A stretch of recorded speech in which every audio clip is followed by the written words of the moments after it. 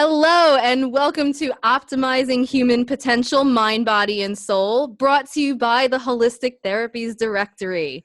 I'm Nicole Cruz, super busy mommy coach, helping busy parents reach high levels of fitness and health, in spite being completely burnt out and interrupted every 30 seconds.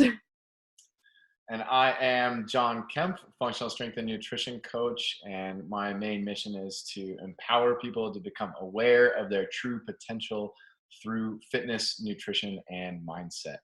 And this episode, I get the pleasure of interviewing Nicole this time. So I'm actually more nervous about asking her the interview questions. So hopefully I can do as well as she did, because she knocked it out of the park. So Thank you. Nicole Cruz is the super busy mommy coach. This lady does it all. She's basically Wonder Woman in real life. And so we're just going to start it off. First question. I just want to ask you how super busy mommy came to be. Oh, those were rough times. So it started when I did not have time to work out. And I mean, I was waking up before 5 a.m., getting myself ready, going off to work a full day. And then at the time, my son's father and I were going through a divorce. And so I'd wake up, I'd go, he would take Eric to the gym, which was our family business. And I would go to work in Manhattan, which is an hour and a half commute from the house. And then I'd have to go to the business, check in with staff, get some behind the scenes stuff done, and pick up my son, go home. It would be 9 or 10 o'clock. And then I'd have to kind of like get him to bed and put all of this out of my head somehow and fall asleep like instantaneously. When you're going through something, like I was going through a divorce and I had just lost my brother a couple months before, it's like your brain is just going. And I would literally use meditation to knock myself out as quickly as possible, wake up, do it all again the next day. And I mean, you would think that if the family business was a gym, that should be easy to find time to work out. But, when everyone else is doing the workouts, who's watching the baby, right? So when I was there, I had to take care of the business stuff, keep an eye on Eric, and then get out quickly. And so I would fit in workouts wherever I could, just like, any determined person does. But I wasn't seeing the results I did before I was a mom. And I would, do what I could when I could. And it wasn't enough to get what I wanted. And so I had to kind of like take a step back and get creative and stop trying to do what I had been doing for years and think to myself, okay, these are the conditions of my life for the foreseeable future.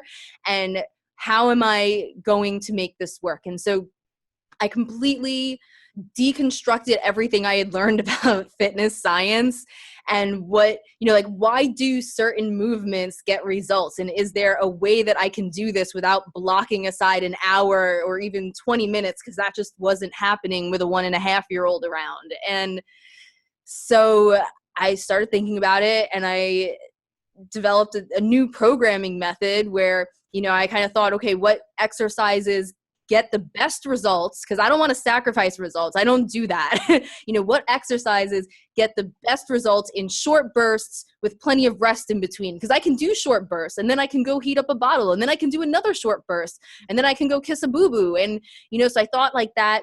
And I put together this regimen in this really unconventional way with bursts that are done a couple times a day, and then getting plenty of physical activity in non-conventional ways. And it worked. All of a sudden there was like, I got my body back, and I was actually in some ways stronger than I was before. I was training differently, and like my strength, like certain things I couldn't do before, like I couldn't do pull-ups before. And then there I was, able to do them. And, other things I hadn't been able to do in years, like, box jumps higher than I could do when I was young. And,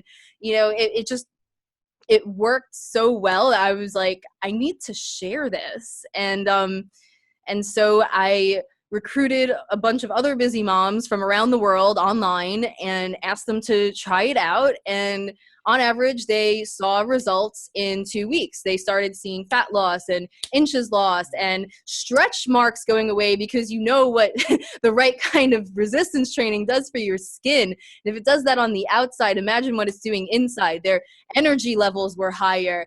They were happier. They reported bonding with their kids from some of the activities I suggested. And I was like, this needs to go out. And so that's how the Super Busy Mommy workout was born. And then from there, I started taking, I had been coaching already, and I started taking more of my coaching and specializing with busy parents. So how long do you think, like, if you were to like total everything up each day and really see the results, you're saying like 20 minutes, right? And it doesn't take all day. Like people always ask us, especially like, how long do you spend in the gym? Probably like 2 hours, right? Like that's just a misconception, right? You want to talk about that a little bit? Like how long each day do you usually spend on average?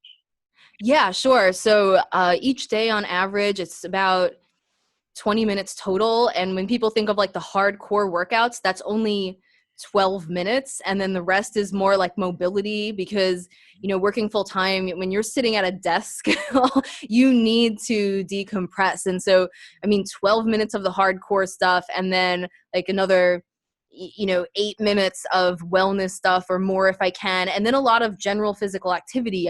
Like there's two things you need in order for a fitness regimen to be successful. One, you need enough general movement, right? You need to just not be sitting on your butt all day. And so that part, when you're a busy parent, becomes really easy, because you're on your feet and your kids just want to run around and they want to play with you. And so that part becomes easy. When you're working a lot, you don't always have the time, but you can make up for it on the weekends if you're flexible. That kind of, if you just think about it and put in the intention, it usually isn't a problem. And then the other part you need is what we fitness nerds call progressive overload, which is the idea that you are challenging your muscles and your body in progressively more intense ways over time. So you're not just doing the same thing and then expecting to get better and better and better results.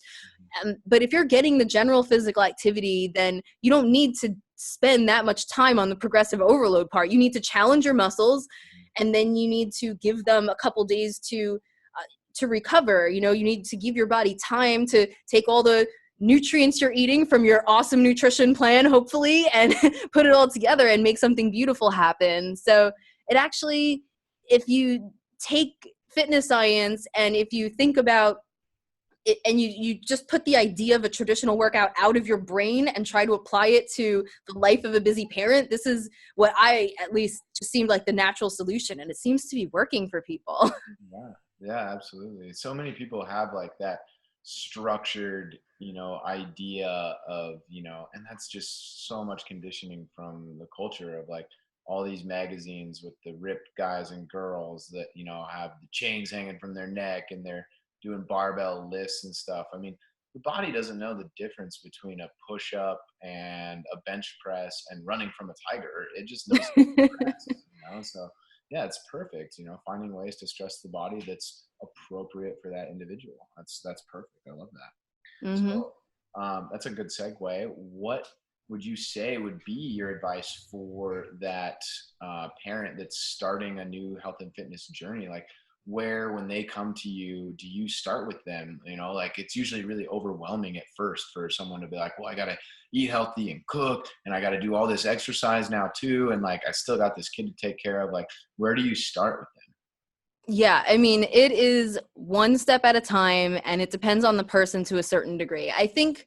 the on-ramp can be different for everyone, but there are certain things that there are three main factors I see, and it's depending on what's really like what's the pain point for the individual at that time would sort of depend on which on-ramp I would see. But so one of them is sleep and stress management. If you are burnt out, then your motivation is completely in the gutter, and it's really difficult. You can, in theory, be motivated to work out and really want it and value it, but in that one single moment, you just don't care, because it's the burnout just supersedes everything. Your prefrontal cortex just isn't really there anymore. So for some people, it's sleep and stress management to kind of address the burnout. And then you can kind of get into the nutrition and the workout. And then for other people, it's the actual workout, because once you get your body moving, it amps up your energy, you can sleep better. And so that can sort of start the cycle. You don't crave the bad foods as much. You crave things that are better for you in a lot of cases. And for other people, it's the nutrition. Once you fix your nutrition, that can also help you to have more energy so that you can work out, and then you can sleep better. And yeah, so I think those are the three things. And I think when you're talking about really stressed out, busy parents, and whether it's like your typical situation or someone who's going through like an extra hardship at the time, it has to be one step at a time, because the learning and the figuring out takes so much time. And one of the biggest mistakes I see people make, and even people, like I have a home workout program, and they purchase that, and then I feel like I want to be next to them when they're implementing it. And I have a gradual transition plan to get them in. And not everyone takes advantage of that, because they're like, no, I want to do it tomorrow. And no, because that 6-minute routine is going to take you 15, 20 minutes. And some people, they'll be like, well, I have to have time to like check out all the videos first, and then I can begin. And it's like, no. You have to take one thing, implement one thing, a few minutes a day, and that's where it starts. And then you start building in something else every couple days, something else every couple days, until the full regimen has been built up in your life. Because if you try to change it overnight, it's, first of all, emotionally and mentally overwhelming. And we just, as humans, don't tend to respond well to that situation when we're already stressed and burnt out. And I think it doesn't work for that reason. And it also just doesn't work logistically. You don't have the time for that. So yeah, like if you get any workout program that exists, take it a certain amount of time. So if you're going to do, say, 10 minutes in the morning and then something else later on, take that time and do whatever you can in those 10 minutes. And then over time, you'll gradually build that up. If you're going to learn how to cook, start by cooking one small meal or even just a side dish. And then over time, start building in the rest of it, and think of it as, the long-term plan. Think of it in 1 month, in 2 months, in 6 months, I'll have a healthy lifestyle. Yes, you're preaching. I love it. It's so funny you say that, because I just before, earlier this morning, I made a video talking about the 3-legged stool, and no leg is more important than the other, but one leg's fitness, one leg is sleep and stress, and the other leg is nutrition. And you knock one out and the stool falls. But so many people try to do so much at once. They try to take on all this new responsibility, and then they fail, and then they get discouraged and they quit, and they don't pick it back up again. As opposed to one of my favorite quotes, how do you eat an elephant? One bite at a time. Mm-hmm. You have to take that progressive approach, just like with exercise. Like you can't just go in and start doing power cleans, on day one. You got to start with where, is appropriate for the individual. So I love that. That's why you are so amazing at what you do, is because you break it down in a way that is actually digestible and actually applicable to real people. And that's beautiful. Thank you. So, I wanted to kind of bring in the fact that, these people have these children in their lives that they're trying to be role models for. And that's usually often a reason why people start a health and fitness journey, is they want to be a good example for their kids, and they want to live a long, healthy life. They want to be able to be pain-free and play with their kids and go outside and go on hikes with their grandkids and all this. So, I was kind of looking at what values do you try to instill in your son by using health and fitness? So the first thing, and this may seem like a bit of a tangent, but I'm bringing it back. I think one thing that needs to be addressed very often is mommy guilt or daddy guilt. I tend to see it more in mommies, but the idea that I'm supposed to be dedicating my life to my children, and if I'm already working all day and doing all this stuff that I'm responsible for, well, I don't have the time with them, and then I'm going to take that precious time away from them, and I'm going to take care of myself, or I'm going to do stuff for me. There's like this guilt, like you're neglecting your kids when you do that. And I think for some people it's on the surface, for some people it's more of a subconscious thing, but that needs to be addressed. And it's okay to feel it, but it's what you do about your thoughts and feelings that count, right? So reframing that mindset to, I'm working out, as you said, I'm working out for my kids, because if I don't take care of myself, then they're going to have to spend their 40s, 50s, 60s taking more care of me. If I don't take care of myself, I'm not going to be there for my grandkids or my great grandkids the way I want to be. But not only that, kids do what you do. They don't do what you say. So you can tell them, you know, you're the most important thing in the world. You should value yourself. You should take care of yourself. All of these things. And if you're not doing it yourself, imagine telling your kids, you should go for your dreams. You can do anything you set your mind to. It's like, are you going for your dream? Am I going for my dreams? That's one of the reasons I feel like I have to make this business successful. It's like, well, I have to show my son that I'm going for my dreams and that I don't stop and I don't give up, because I want him to do the same. I ask myself that question, what would I want my son to do in this situation? And so when it comes to working out, that's the first thing that I think is important. Not so much how I diligently try to instill it in him by what I say or what I tell him. It's that he sees this as part of normal, everyday, natural life. Because in his brain, he's not going to know that it's not normal for some people to work out. He's going to take it for granted that this is what people do. A workout is part of your day. You have to wake up, you have to use the toilet, you have to eat, and you have to work out. You know, that's just what has to happen. And so I do that. The other thing, if you can excuse me 1 second, I'll show it to you. I'll be back. I'll be back in like 4 seconds. Perfect. Hold on. Perfect. This lady's the real deal, folks. She lives this life. All right, so I work out mostly in my home because my local gym doesn't have daycare and I don't have any family around to watch Eric. So I have family. They're like an hour away. They're fantastic. They will watch him. If I moved out there, they would be there all the time. But it's just, right now I don't have anyone immediately near me to watch him while I work out. So I do it at home, and I use adjustable dumbbells because I live in New York City and I have an apartment, and having a home gym just isn't going to happen. So adjustable dumbbells, they're great. They go up to 52.2 pounds. I could fit them in like 1 square foot under my bed. I love them. And then I found these on Amazon. Look, they're like foam toy adjustable dumbbells. And so Eric can do it with me, and it takes a little extra time because I have to adjust my dumbbells, and then I have to take these little red things off and pretend to adjust his dumbbells because we can't skip that step. But so I'll do whatever exercise I'm doing, and then he usually does calf raises because that's his favorite exercise. Yeah. So yeah, and if you're imagining what this looks like, it's like all over Instagram and Facebook. It's like, I love watching him work out. But so, yeah, he'll work out right there with me.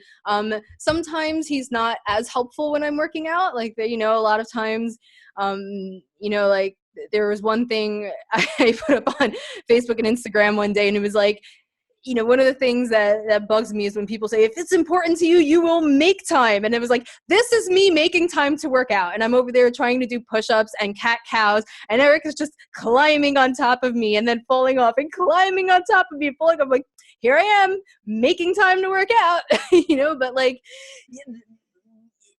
if this is it, like, these are the people I'm working with, and I'm one of them. These are the conditions. And so it's up to me to use my knowledge of exercise science and nutrition and apply it to this situation, not tell people, oh, well, if it's important enough to you, you'll do things the way I put in my fancy book or anything, So yeah, like I went a little bit on a tangent there, but I teach him to work out. I model the behavior for him, and I also encourage him to be active. So in my house, jumping on furniture is encouraged, not in grandma's house, not in anyone else's house. And teaching him the difference can be a little challenging sometimes, but it's 100% worth it, because when he's home, he's climbing on things. And like when he climbs on something that he couldn't climb on before, it's like, yeah, I'm a little nervous because I'm a mom, but I'm also like, yeah, good job. Look at you, and even if I'm a little scared, like I'll kind of go behind him, but I won't let him know. I'll encourage him to try. And, we jump on the ottoman and jump back off and jump from this to that. And, I try to teach him to be comfortable with his body and to have trust in his body. And I don't, oh, be careful. Oh, don't do that. You'll get hurt. Oh, you can't do that. Be careful. Be careful. I'm thinking it and I'm watching him. And sometimes I'll be like, let me hold your hand. But I try to model trust and paying attention to your body and taking care of it. And in what I say to him, I try to be very careful to instill that in him as well. Yeah, and it shows you live it, really. I mean, you look at your Instagram and it's so funny because it's like exactly like you said, like he's so into it and it's just like normal. Like for him, he's totally like it's just like a part of life and he's having a good time with mom and like that's gonna last forever with him. Like he just will think that's how you live life, and it's so cool that you got those dumbbells. That's just perfect. Feel like he's a part of what mom's doing, It's quick reference for the equipment that you use. You said that you had a pair of adjustable dumbbells, right? Do you mind sharing what type of dumbbells, what brand that is for people that are interested in getting some home equipment? You know what? I don't even know the brand off the top of my head. There are different kinds. I'll show you the ones I have if you can wait for 2 seconds. Yeah, go for it. Yeah, there's a couple different ones. I actually have a pair of adjustable dumbbells as well. They're called Power Blocks, and they are super user friendly. They take up very little space, and they go from 5 to 90 pounds adjusted every 2.5 pounds. And they're pretty much the same price as you would buy a bunch of dumbbells. Yeah, so there's another one too. These go up to from 5 to 52.2 pounds. You see they have the little weights you screw on. And I like them. They were on sale for about 80 on Amazon when I got them. I think now they're about 90, but I like them because they're really sturdy. The other kinds that you can get where you like twist them or like turn like a latch or something to set the weights, those are really convenient. Those are awesome. They're usually more expensive. And I find like sometimes you'll see in the reviews that the mechanism that switches the weight like breaks over time or something. So that's why I preferred these, like more cost effective and sturdier. But I mean, it does take a little time to switch the weights. And so if you're doing multiple exercises, it can get a bit annoying. So I see why people would go for the other ones. Yeah, it's all user preference, right? I mean, those are great. Those will do everything you need them to do. And it's nice for those because they break down a little bit more efficiently. You can take all the weights off and just have the handle, throw that in the bag. So it's really just like how you're going to use them and what works for you. Yeah, totally. Like in another setting, I might get the other ones. And I'll find that out and I'll make sure we include the link in wherever we post this. Yeah, for sure. What other kind of equipment do you have other than dumbbells? Do you have any like bands or anything like that, or you just use the dumbbells? I have bands. I mostly use them for like physical therapy type exercises or for stretching. So I'll like tie them into loops and things like that. And I have a pull-up bar in my doorway. And that's fantastic. Like when people see me on it, they're like, aren't you afraid it's going to fall? I'm like, this thing is rated to hold over 400 pounds. Like I'm good. I'll do pull-ups on it. I'll hang upside down and do sit-ups. I'll just hang and use it to decompress my spine a little bit. That's fantastic. And I feel like between all of that, I have pretty much everything covered, and it takes up, the pull-up bar is in my doorway. That takes up no space. The adjustable dumbbells like take up like a square foot underneath the bed. The bands, you can put them in a little ball and throw them wherever. I have a little tennis ball I'll use to, sort of pressure point areas.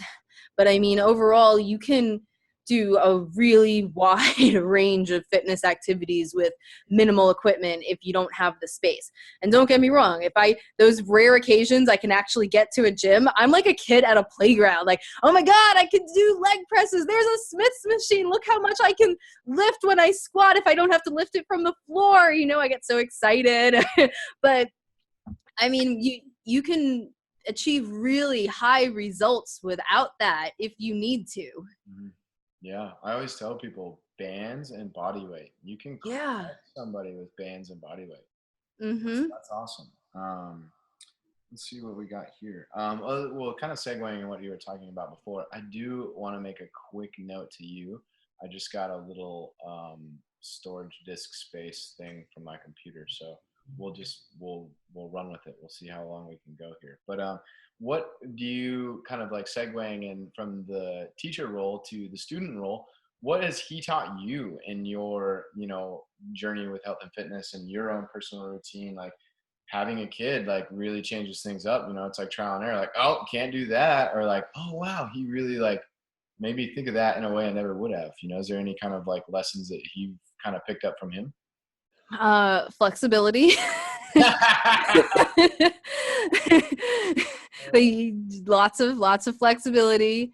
I think just on a personal level, I tend to be kind of hard on myself, and there are so many qualities that I see in him, and I'm like, oh my God, that's so adorable, or oh my God, that's so amazing, look what he's doing, look how he's handling this situation. And then other people would point it out to me, or it would dawn on me later. I'm like, wait a minute, he got that from me. Why don't I appreciate it in myself as much? Like, I should, if I think it's awesome in him, then I should think it's awesome in me too. And I should appreciate that and be thankful for it. And so I've started trying to do that. But Yeah. yeah, I mean, kids teach you so much. I mean, opening up your mind. I mean, just walking down the street and he's like, there's a bottle cap, mommy. And he would just point out every single, and I was like, I had no idea people thought it was okay to chuck their bottle caps on the sidewalk so much. Like, what is up with this? Or, like, do you know what's in your sewers? Do you know the difference between what's in the sewer on that corner or the one on that corner? Because I do. I do. My son makes a point to look in all the sewers and assess whether, I mean, there are different, levels of sewers. I mean, any sewer is wonderful because you can look in it, but then there are some where there's, just dirt, and those are all right. Those are cool. And there are ones with leaves, and those are a little bit cooler.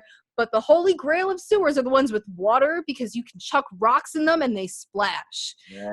So, I mean, American flags. I was like, I didn't realize how many American flags there are around here. And, like, imagine, like, if we were somewhere else, like seeing all the, like, I take them for granted because I live here. Whereas if you go to another country and like, all the flags seem to pop out at you, so just different perspectives on the world, and just trying to model for him, like I'll try new things, and I might be afraid, but I'll do things anyway. And then teaching him those qualities and seeing how he does it so much better than me. It's really inspirational, and it's really great to sort of learn from them and to remind yourself of some of the qualities that we lose as adults, and to try to bring ourselves back to that space and learn from our kids. That was a great question. Yeah, no, totally. And they're just so present all the time, and it makes you, like if you've ever seen the meme where it's like mindful, FULL, and there's like this person thinking about all this stuff, and then mindful, and it's just empty, Yeah. that moment. And those kids always bring you back to that. They're just always engaged in that present moment. They don't have all those conditionings from, living the life. And it's so cool for you to be able to, have that kind of like center, that check to always bring you back. Like, oh yeah, like we're just hanging out, dude. Awesome. Mm-hmm. I'm kind of stealing one of your questions here, but being a parent and setting a good example for your kid, what do you think the most important values are for creating a good role model? Like, what would you say the 1, 2 things you would say to a parent? Like, these are the most important values that I've learned help me teach him how to be a good human. Modeling is the number one thing. Whatever you want to instill in your kids, whatever you want to teach them, you have to live it. And I'm sure we can all reflect on situations with our parents where we latched on more to what they did than to what they told us. And you pick up habits, like whatever you do is going to become your child's normal. They're not going to even question that there's another way of doing it until they come up to a certain age. So modeling is everything. And like I have certain values. Like for me, it's family, and then your health and your responsibilities to being a good citizen and making this world a bit of a better place. Like those are the values I want to instill. And for other parents, it might be different values that they want to instill. It might be a religion, or it might be, you know, anything, you know, a tradition that they know. But I think the number one thing you absolutely 100% need to do is to live it yourself, whatever that takes. If it's that important to you that your kids grow up with it, then do it 100% of the time. And when you're too weak to do it, step away, like do what you need to do, so that try not to let your kids see when you have those weak moments. But yeah, that's hands down the number one thing I think you have to do as a parent, is model for your kids. Like think about, in every situation, what would I want my son to do right now, and then do it. Yeah. My daughter, in my case, it's a son. Totally. That's so true, because it's like you got to live by example. Mm-hmm. And you do such a good job of that too. I mean, it's obvious in, you know, your social media posts. I mean, you're busting out pull-ups, you're working out, doing the jumps and stuff. But at the same time, like you said, okay, well, let's be practical here. He's crawling on me, and today's not the day. And so I got to just let it be and enjoy my time with him and play and relax, and, you know, like you just move on to the next thing. And, you know, just by continuing to be that example for him, like you know, have a plan, but, you know, don't, you know, lose your mind if it doesn't go according to the way you want it to all the time. And you're, like you said, flexibility, you're really good at that. So props for Thank me. you. Really Thank you. Yeah, thank you. I really think that, you know, if your regimen only works when it's done 100% all the time, then that's not the regimen for anyone who's not a pro athlete. It's just like your regimen needs to be good enough to work in real life. And that, I think, comes almost more into play with nutrition, because people be like, oh, I can't have any cheat days. And I'm like, dude, like if I go to grandma's house, I'm eating grandma's cooking. Like I'm not going to insult my grandmother. I mean, unless it's an allergy or like something serious, I'm not going to insult my grandmother by not eating the food she made me. Like, you know, I'm not going to go to an event and, you know, think about what that entails. Like if you have something serious, by all means, or if you want to, by all means, I'm not judging that. But me personally, my nutrition regimen needs to be effective when I go to family events. It needs to be effective when I don't have time or when something comes up. And so if your regimen is so weak that those little things here and there can throw it off, then it's not a high enough quality regimen, in my opinion. Mm-hmm. Yeah, no, I absolutely agree. You know, it's actually a perfect kind of segue. I mean, you answered it a little bit already, but personally for you, because you're a superstar at this, how do you balance running a business, coaching people, being a mom? Like, you know, like all of these obligations are in such different ballparks. How do you keep your center? Like what's, you know, the ways that, you know, you make it possible to be able to balance all these things? I mean, you're just a freak, you know, like, are you I'm not a freak. I'm a normal person. It took me trial and error and a lot of determination to get to the place where I kind of feel like I got things under control. And even when things are under control, they're still kind of chaotic, and that's okay. That's totally cool. I mean, I could go on and on. It's such a big question. So some practical things, there's a lot that doesn't get done. I think it's really important to know in every area of your life, what are the absolute most important things. And then out of the absolute most important things, maybe half of those will get done. And to just kind of be at peace with that and not be stressed about it. And so I think of everything in terms of high leverage. So the idea, for people who aren't familiar with the term of like high leverage, is, you know, what can I do with the least amount of time and effort, but has much bigger results than you would expect for that time and effort. So trying to maximize that. And so when I'm deciding what's going to get done and what's not going to get done, and when it comes down to things that are, you know, extremely important and something's not going to get done, I think to myself, you know, will this matter tomorrow? You know, if I do it tomorrow, will it matter in a week? Will it matter in a year? How much will it matter? And that's how I kind of go about it. I think it's really easy to fall into the trap of living according to expectations. And these expectations can come from, you know, how you think people will perceive you. But I think people are pretty aware of that and can kind of, I feel like that's the one that's where it's easiest to check yourself when you find yourself going by other people's perceptions. I think what's harder is there are values that have been instilled in you, even coming from your parents and your family and society, on what's acceptable and what's not acceptable. And sometimes when you're really strained, you have to throw that out the window and try to think about things with a fresh mind. So an example of that, I grew up in an extremely clean house. My parents are so clean. Like, even when the house is a mess, people think they just cleaned it, you know, like you only eat in the kitchen. There are no crumbs. Like, someone thinks a crumb might have fallen, it's like we're on our knees finding that crumb that fell, you know. And it's amazing. And I learned to be a very clean person because of that. But then when I was, you know, really strained, like when I was maxed out in everything, and I'm talking like, it's not a matter of, oh, well, I was maxed out, but I, you know, had to binge watch this. It's like, there was no watching TV. There was no getting a pedicure. There was no going out drinking with friends or any of that kind of stuff. Like, I was maxed out. And it's like, what's not going to get done? And you know what?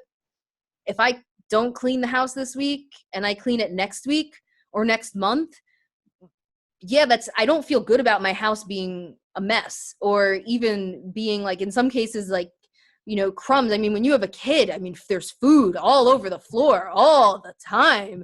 Like, how did rice get in my bedroom? Like, what is this raisin doing in the toilet brush? Like, what the heck? I don't know. How does it happen? But it's just like, and I'm like, oh my God, this isn't sanitary. But at the same time, there are times when I've said, you know what? Like, no, like, this is not the most important thing I need to do right now. You know, and everything else I needed to do was even more important than that. And while I didn't feel good, I felt like, oh my God, what kind of mom am I? My son's living in this unsanitary house. It was like, if that doesn't get done for a month, it'll be clean. And then, you know what? The rest of our lives won't be affected by that. Whereas me building up my business, if I don't build, like, what I'm doing now, if I do it right, will affect the rest of our lives. Me taking care of my health, yeah, if that has to, like, if there's a family emergency or something and that doesn't happen for a week, that's fine. But if I just kind of let that fall through the cracks long term, that's going to follow me for years, you know, or for the rest of my life. Like, if I'm not eating well consistently, like, again, emergencies, you fall off the wagon, but if that happens long term, that's going to follow me the rest of my life. So I have to make time for eating healthy. I have to make time for relationships with the people who are important to me. Like, you know, people kind of put down like, oh, you know, going out drinking with your buddies, as if it's like, who are you to do that? And you know what? Like, I don't know, I don't have the alcohol very often, but going out with those friends, like those really close friends that become family over time, like, that is important. Nurturing those relationships, however you want to do it, making time for that.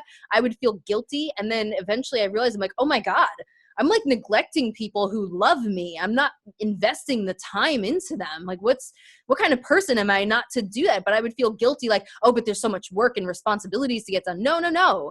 Like, that's important too.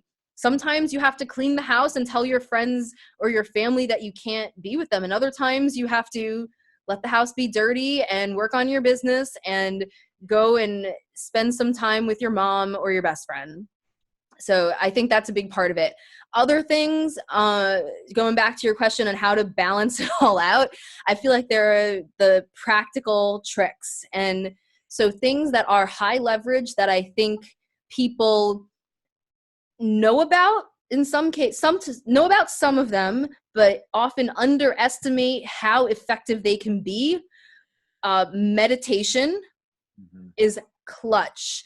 And I mean, people, I don't have time for that. Like, I think people just, they know about it, they know about the benefits, but underestimate actually how impactful it can be, to the point where you should make that one of your priorities over time. And you can start small, 10 minutes a day. It doesn't have to be this crazy thing. And then learn some mindfulness practices that you can integrate as you're going about your day. Just like set, reminders on your phones every 10 minutes, like, am I breathing through my belly? Am I focusing on what's happening in front of me? Am I listening to the other people instead of thinking about what I'm going to say? Like, those are mindfulness practices that you don't even have to set time aside for, but making time for meditation and mindfulness is super impactful. Everyone knows working out, but I think a lot of people underestimate how short bursts of physical activity, if you don't have time for a long workout.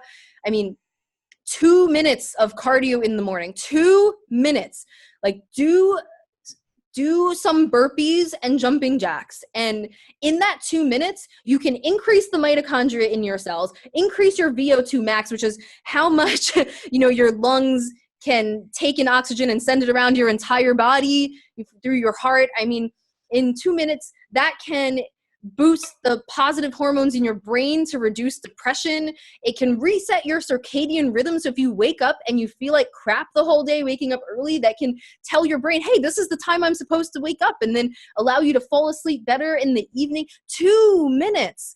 So, I mean, yes, like life can get in the way sometimes, but make a small amount, just those couple minutes, 2 to 5 minutes in the morning, just make that little bit non-negotiable, because that's super important. And then the one that I think people know about the least, adaptogenics, which are supplements that had all natural, 100% natural, herbal supplements that have been shown to decrease the physical and mental effects of stress on the body. Now, who doesn't need some of that? So ones like, I love ashwagandha. I take it every single day. Holy basil, I'll take as needed. Kava kava, that one can be kind of strong, so see how you react to it. Don't try it the first time when you're going to work. But kava kava is a really great one. And I know people who have severe depression or anxiety attacks who will use that in emergencies to make themselves feel better. And so, yeah, I mean, adaptogenics is another one of those tricks that can really help you. But it's really taking that integrated approach. I mean, you talked about, a little while ago when I was interviewing you too, like talking about the three-legged stool, and you were talking about you need the sleep, the nutrition, like all of that needs to come together. And if you're neglecting any one of those areas, it's not going to work. So even if life is straining you, don't cut out one area completely, just cut down on all of them, but make sure that the most high leverage things you can do in all of them is still present to the extent possible. Mm-hmm. Gosh, that was, folks, if you weren't taking notes for that, rewind, get out the notepad. My goodness. Yeah, that was solid. I totally agree with that too. And yeah, adaptogenics are so powerful. They're underrated. A lot of people are like, what protein powder do you take? And like, let's cover some of the more essential basics first. Like, are you getting the micronutrients in that you need? Mushroom tea and some of those other things that can help regulate stress levels, decrease cortisol. I mean, who doesn't have high levels of cortisol these days, right? I mean, the environment is pretty stressful. I actually saw a research study recently that was talking about, in one day in current time now, we can undergo more stress from the environment than an entire lifetime, like 2 centuries ago. Wow. In one day. And I mean, like, you look at the biggest issues with people nowadays, with mood disorders being like one of the most prevalent causes of dis-ease, is anxiety and depression, which is an imbalance in your hormones, an imbalance in the cortisol levels. And like, anything that we can do, like you were saying, you've listed them all: sleep, nutrition, exercise. 2 minutes, guys. I've got a client specifically, and I'm always telling her that, and it's like, I just need to shuttle her over to you. Like, I don't have time, I don't have time. She's a super busy mommy, and I get it, and I'm like, 2 minutes though. 2 minutes. You're texting me right now. Like, that's 2 minutes. Like, you just texted me 3 times. Like, you could have been doing burpees or something. He comes in like, oh, I'm tight. My hamstrings are sore. I'm like, well, did you do that mobility exercise I gave you? No, I don't have time. Like, good, you do. You got a couple minutes in there. It might be tough. You might have to, like you said, decrease everything a little bit evenly, but it's possible, guys. There's strategies. I mean, you're a living example of it. You can make it work. Guys, go follow her on social media right now. She's got it on. I have to say though, I have the advantage of being trained in this too. You know, there are so many people out there who are in the situation that I'm in, and even like the one I was in when I started this was worse. And I mean, if I didn't have the training to know how things can be adapted, and how, you know, if I didn't know the science so that I could apply it to this new situation, as opposed to trying to fit it into these, you know, 20 to 60-minute blocks of time, I don't know if I would have, you know, been successful and able to do it.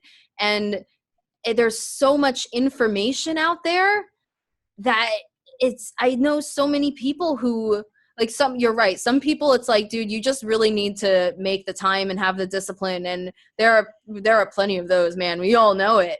And then there are others where they have 7 minutes and they're like dropping down and like doing squats or, you know, sit-ups or something, and they're like, why can't I get back to the way I was? I'm doing the best I can. It must be genetic, or, you know, I just don't have the time and I won't be able to, and I have to just accept that this is how it's going to be. And it's like, no. So for the people who are really putting in the time and effort and they're carving it out, and when they do get those 30 seconds, you know, they're not, you know, going down their Facebook feed or doing something else that's a waste. I think for them, it's like like experts like you, like me, like all the others wonderful people that we know, where it's our job then to come in and guide them into, you know, what are these high leverage actions you can take. So when you have 1 minute, how do you use that 1 minute? You know, if you only have 7 minutes, how do you use those 7 minutes? If you only have $100 to go food shopping for a family, like, do you really only need to get on healthy foods? Or what are the healthy foods that you might be underestimating? Do you need to spend on, you know, these fancy supplements, or do you need to spend on it? Like, what are the high leverage things you can be doing with what you have? And I've put so much, like, I feel like that's what my mission is in life right now. I just have to figure that out, because that's what I need in order to stay sane. Like, if I can't you know, be fit and healthy and all of this, like, I'm not going to be able to deal with the stress and responsibilities and everything I have. And so it's like, that's what I spend most of my time figuring out and thinking about. And that's just how my brain is wired at this point to think. It's like, you know, what are the high leverage actions? And that's what I'm hoping I can teach and guide people to start doing in their own lives. It's hard, man, really hard. Yeah. And I always tell my clients this, like, I am no handyman. If I have something break down in my house, I'm not the guy that's going to try to fix it. Like, I'm just going to F stuff up even more. Like, I'm going to hire a professional, like somebody Yeah. spent the time doing that stuff. And like, same thing is like, if you go out in the wilderness and like what we're talking about is doing personal research, gives you a map, it gives you a starting point, it gives you a destination, but that doesn't mean you're not going to get lost. And so hire a guide. Hire somebody that knows the trails, that's been there before, that has fallen through that pitfall, that can tell you how to avoid it. You know, like, that's what we're here for. And that's, you and I preach that all the way through, is like, Oh my God. Yeah. life, you know, it's not about us, using research and science to point fingers. It's like, we live this stuff every day. Like, we've made those mistakes. We've had those struggles. We've figured out ways that are actually applicable in real life. Like, we're not some fake, fitness prophets living some, we don't have the money to do that or this or that. Like, we don't either, like, we're struggling every day, just like everybody else. I was just saying this morning. It's not that our problems are different. It's our solutions that are different. Our problems are the same. It's our solutions that are different. And it's rare that we've figured that stuff out. Research is definitely a big part of it, but we've put all this stuff into practice in our own lives and verified it. It's like one of the best personal trainers. They say, don't give an exercise to your client you've never tried out yourself. And it's the same concept with everything. Like, why would you tell someone to do something that you don't have personal experience with?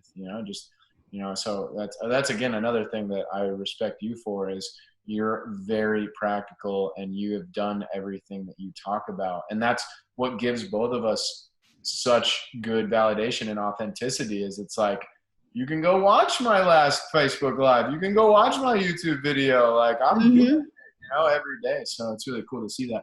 And that's actually what I was going to ask you next is, what do you see being the biggest problem for people trying to make this balance happen? I know we kind of touched on it earlier a little bit, but specifically in regards to the balance, Mm-hmm. what do you see the biggest pitfalls your clients make? I think the biggest pitfall, there is so much information out there, and fitness is such a popular industry, and so many companies are trying to profit off of this trend. And I mean, it's good that it's a trend, but then it becomes complicated for people because there's a lot of crap out there. There's a lot of stuff out there that doesn't work, or there are a lot of people who uh, aren't qualified, and yet there they are teaching, and people are getting injured. And, it's really hard if you're not trained to know what actually works. And I think that's the toughest part, putting myself in the shoes of the people that I'm trying to serve and that I am serving. It's, how are they supposed to, yeah, they've heard, 3-minute abs, and, in 2 weeks to be, to being lean. And there's like all this stuff out there. How are they going to know that mine is the real thing when they've probably tried a million of these and they under delivered and they didn't really work? And that's tough.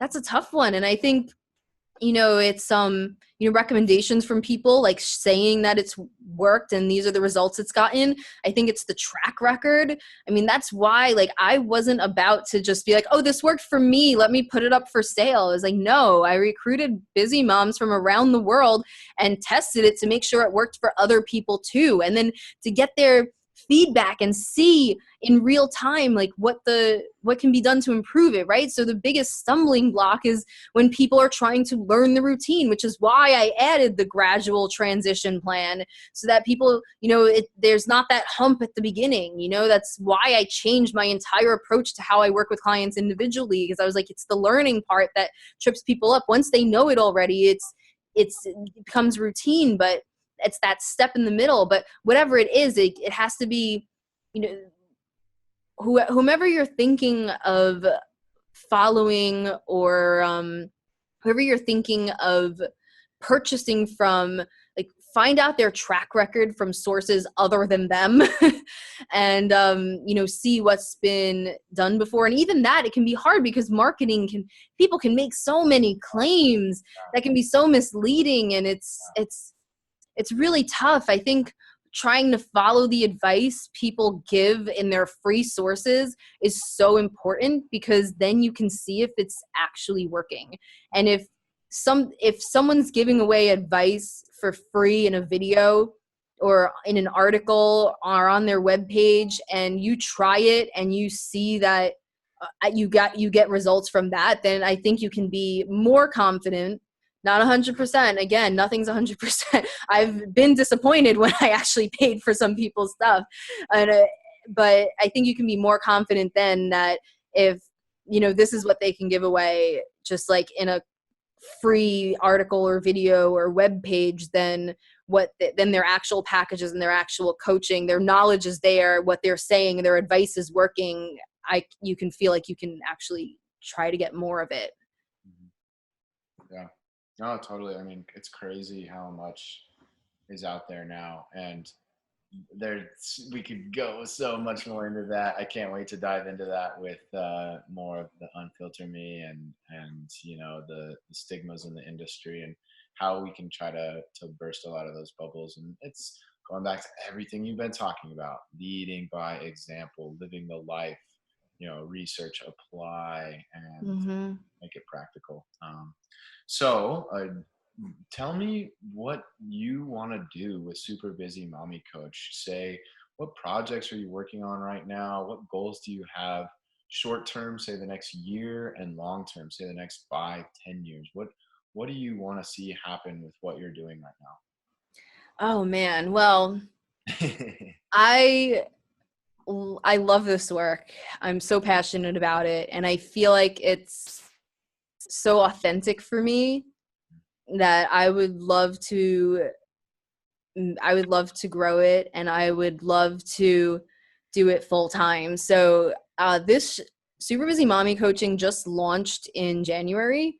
I spent a long time in the pre-launch phase, like researching and testing, and then thinking about what direction I wanted to go in and figuring out a plan. And I spent a long time in that phase, but it just launched in January. And so I would like, within the next, say, like 5 years or so, I would love to be doing it full time. I would love to, I want to get it to the point where it's profitable enough and I can support my family, which right now is me and Eric. So support me and Eric, and also be able to do a lot of volunteer work and put a lot of free resources out there, because I know, I mean, just we've all gone through times where you're learning and you can't necessarily invest as much as you'd like. And I think for the people who can only read a book, or the people who can only, watch some videos and have to be self-taught, or whatever the case may be, I want to make sure I'm making this available to as many people as possible around the entire world, And so I'd like to get to the point where the business is supporting us. And if I have a larger family at that time, I want it to be supporting all of us, and where then I can use that to create this time and space for myself to really be giving back in a way that's, not for profit, just to serve. Yeah. So I'd like to integrate it that way. And I'd like to learn and grow as a person. Yeah. I mean, this is like, you've talked about like stretching yourself and getting comfortable with the uncomfortable. I am there. Like, I don't even remember what it's like to be comfortable. It's been so long, but I feel like, given how crazy and busy my life is now, and figuring out how to grow a business under those conditions, and there's no resource for that, by the way. Like, I've tried, I've paid for courses. I've like reached out, I've looked around, like I can't find any like how to grow a business in 15 minutes a day while your son is squirming on your lap. Like, there just doesn't. I like joke around. I'm like, you know what? When I'm successful, that's going to be my TED Talk. So, I think doing the research and then trying to figure out how to make it actually successful is going to stretch me beyond what I ever thought I could do. And I still have that, the monkey brain part of me doesn't think I can do it. And I have to constantly tell it to shut up. And okay, so assume you think you could do it. What would you be doing right now? Now go do it, and just keep moving one step at a time.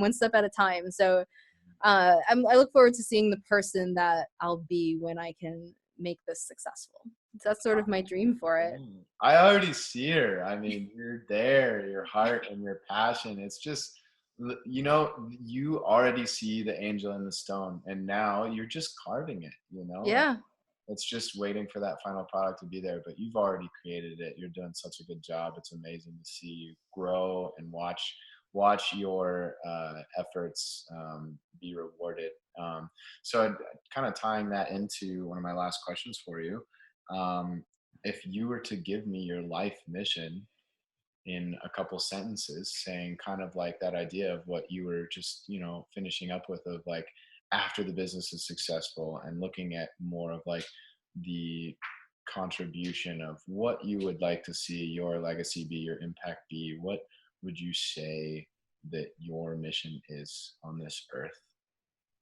To empower people. I think it all, yeah, I mean, like that. And that word is just such a buzzword, and it's hard to express the depth that I see in that word. But okay, so here's sort of the way I think about it. So people come to me for various reasons, but let's say like often people come to me because they want to look good in a bikini. They stay because their pain starts to decrease. They start to have more energy. They start to feel better. So that's why they stay. And then all of a sudden their mind is affected in a positive way. And then when their mind is affected in a positive way, suddenly, and you've mentioned this, people want to serve. People start thinking beyond their own bubble of problems and start wanting to have an impact. And when you have a community of people who are feeling empowered and doing that, then all of a sudden people start working together, right? So they're feeling better. Now they have more confidence in themselves. So now they've been empowered, their brain is in a healthier place, they have more confidence, they start to believe that they can make a change and it can actually have a result. And then you have people coming together to make changes that have results. And that's how you change and improve a society that's hurting. And, right now, I think we are extremely lucky to be living in America at this point in time.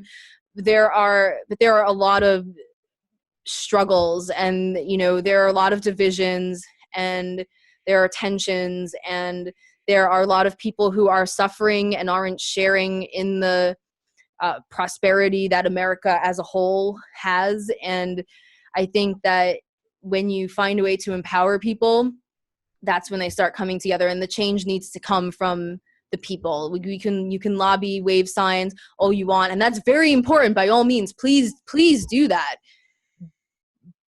But it has to come from the people as well. And so let's empower the people. And I think that comes, my two passions in life are fitness and education. I used to be a teacher.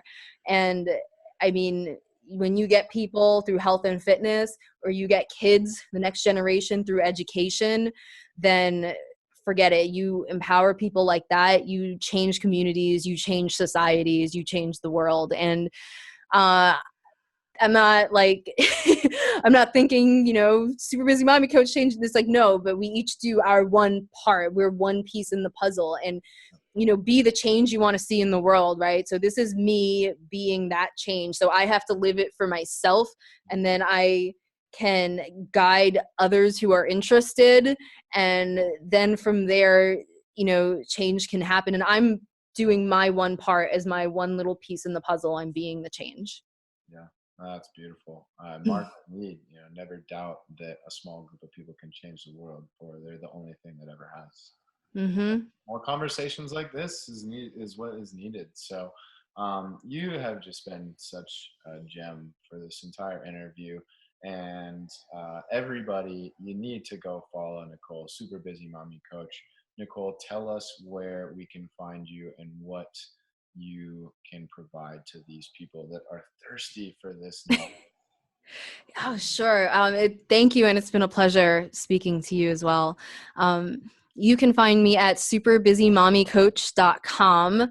That's where you'll learn more about my approach. I have a video of there, an interview where I really got into all the nerdy details on why the program works. So anyone who's a nerd out there, or the skeptics, or the person who's looking to do their research to, actually see what's going on and learn for themselves, check that out.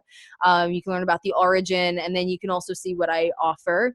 I offer a home workout program called the Super Busy Mommy Workout. I also have an online course on, how do busy parents, how do you integrate all of this into your life? It's called Jumpstart Fulfillment, which is also available on my website. And I have an Instagram page, where you can see just sort of little bits of, like, a little peek into my life and what it's like. And I try to keep it super real, like really, really real, like interruptions and frustrations and the happy stuff and everything. So, back to hashtag unfiltered, which we'll be talking about real soon on this podcast, but you'll get some of that there. So definitely follow my Instagram to get the tips and the tricks and the ideas. on how to actually make it work in your life. You can find me on Facebook as Super Busy Mommy Coach. And yeah, I also offer, very small amount of individual coaching, which is all done online. It's mostly done by text message, actually, because let's face it, you're going to be a lot more successful if your coach is in your pocket. Like, hey, send me a picture of your breakfast. Hey, so that thing I asked you to do, I want a video so I can make sure your form is correct. And by the way, like, what did you eat for dinner today? And I was just yeah, I've done a lot of stuff in person. After a while, I was like, why am I still doing the in-person sessions when most of the magic happens by text message? But you have resources sent to you by email, whatever works, but it's all done remotely. We can hop on a video chat when needed. So I offer that individual coaching to a really select, like very, very small number of people. Like I'll do 2 or 3 at a time for that. But I'm also going to be opening up some group coaching. And so that'll be done, through social media and, other like messaging apps like WhatsApp and things like that. And so if you want some some guidance, some expert guidance as you try to actually make this work, if you've been doing your research and you have questions like, I'm still struggling to figure out how to make this work, or why am I not getting results with this, or why does my neck hurt when I do that, like those are the types of things where I'd be able to guide people in a group coaching program. So those are really the ways you can engage with me. Those are the ways that I can hopefully be helpful to people. And check me out on YouTube as well, Super Busy Mommy Coach. I highly suggest, get on there and, pick my brain by seeing, what's there, see if it resonates, see if it sounds like it works for you, and then reach out to me. Like I talk to people, like I message with people. Like if you message my page, I'll be the one answering.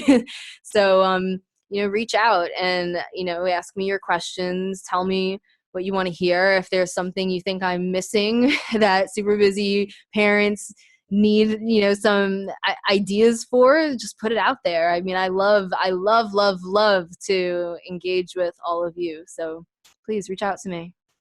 Yes, absolutely. And you don't have to have a child to be working with Nicole, guys. She applies these strategies to everybody. It's Mm-hmm. very practical. And that's part of the reason why we're so passionate about what we do, is because we're providing strategies for humans, not just parents, not just athletes. We're applying strategies to people because, like she was saying, it's about connecting and empowering people to come together and learn and grow with and from each other. So, Nicole, you just nailed this on the head. So happy that we got a chance to dive a little bit deeper into the world of Super Busy Mommy Coach. And I appreciate your time so much. Thank you so much. It was a pleasure. I mean, you ask the greatest questions. I love talking with you 100% of the time. Thanks so much for this. It's been absolutely great. Yeah, folks. So go ahead and check the links that are posted below. You'll find all the information about Nicole and how to follow her. And be sure to stay tuned for further episodes on optimizing your human potential, mind, body, and soul. Thank you so much for tuning in. Nicole, you have anything else to say? Make sure you subscribe to the podcast and check out the Holistic Therapies Directory if you're looking for a holistic practitioner, whether it be fitness, nutrition, acupuncture, Reiki healing, anything you can possibly think of. And if you are a holistic practitioner, make sure you put your profile up there. Absolutely. It's a growing global community, guys. Nicole and I are both very, very strong believers in creating this global connected community for everyone to use as a resource to get better together, optimizing mind, body, and soul. Thanks so much Mm-hmm. for tuning in. We'll see you guys next episode. Bye.